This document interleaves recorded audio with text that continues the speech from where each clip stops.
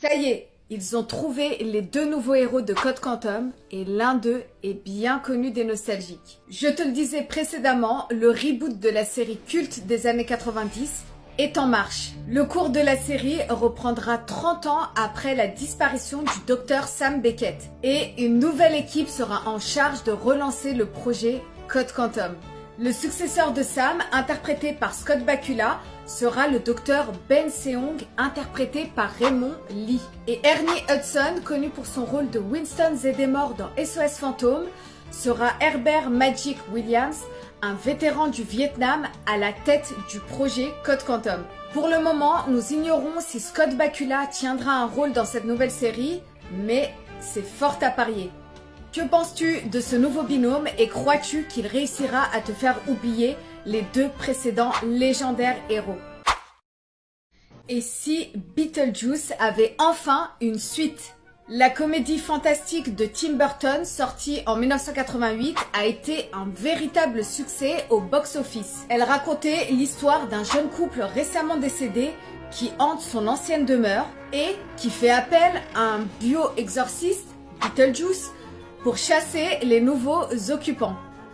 Une suite du film a plusieurs fois été envisagée, mais aucun des projets n'a finalement abouti. Et si cette fois était la bonne? La société de production de Brad Pitt, Plan B, envisagerait de donner enfin le jour à Beetlejuice 2. Michael Keaton et Winona Ryder devraient reprendre leur rôle historique et le tournage pourrait même débuter dès cet été. Alors dis-moi si tu avais aimé le film Beetlejuice et si tu penses qu'une suite serait une bonne idée. Mais qu'est-ce qui a pris à Will Smith de vouloir relancer le film Je suis une légende? Le film de science-fiction sorti en 2007 a été un véritable succès auprès du public et on aurait pu s'arrêter là en fait. Mais c'était sans compter sur l'intervention de Michael B. Jordan.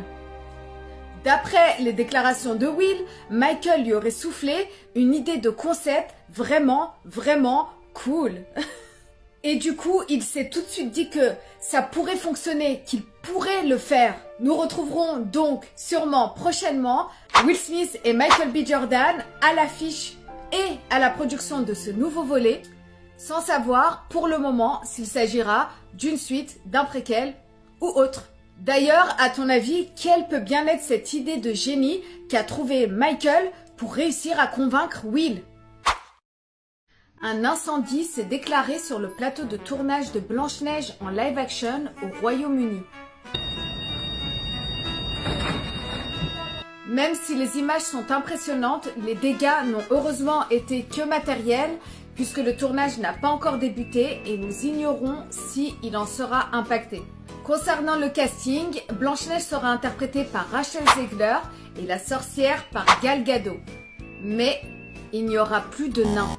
En effet, l'acteur de Game of Thrones, Peter Dinklage, atteint de nanisme, a dénoncé une histoire arriérée où 7 nains vivent ensemble dans une grotte.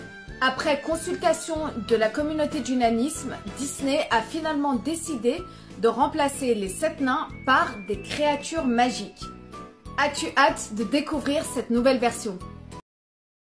Deux actrices de la série Le Prince de Bel-Air de retour dans le remake Bel-Air.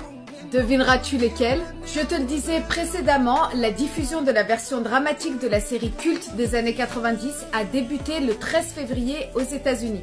D'ailleurs, petite parenthèse, ceux qui ont eu l'occasion de visionner les épisodes ont pu avoir la surprise de voir que notre Aya Nakamura nationale était citée dans le 4e épisode. The Afrobeat section. We got Aya Nakamura. We got Burna Boy. Le casting de Bel-Air est composé de nouveaux acteurs pour les rôles, mais dans le 9e épisode qui sera diffusé le 24 mars, les téléspectateurs auront la surprise de retrouver Daphne Maxwell-Reid qui a interprété la deuxième tante Viviane, ainsi que Vernie Watson-Johnson qui a interprété la mère de Will. Elles incarneront cette fois Hélène et Janice, deux membres d'un conseil chargé de distribuer des bourses à des étudiants en art. Alors, as-tu hâte de découvrir la série Bel-Air? Les tigres dans l'émission Fort Boyard, c'est terminé.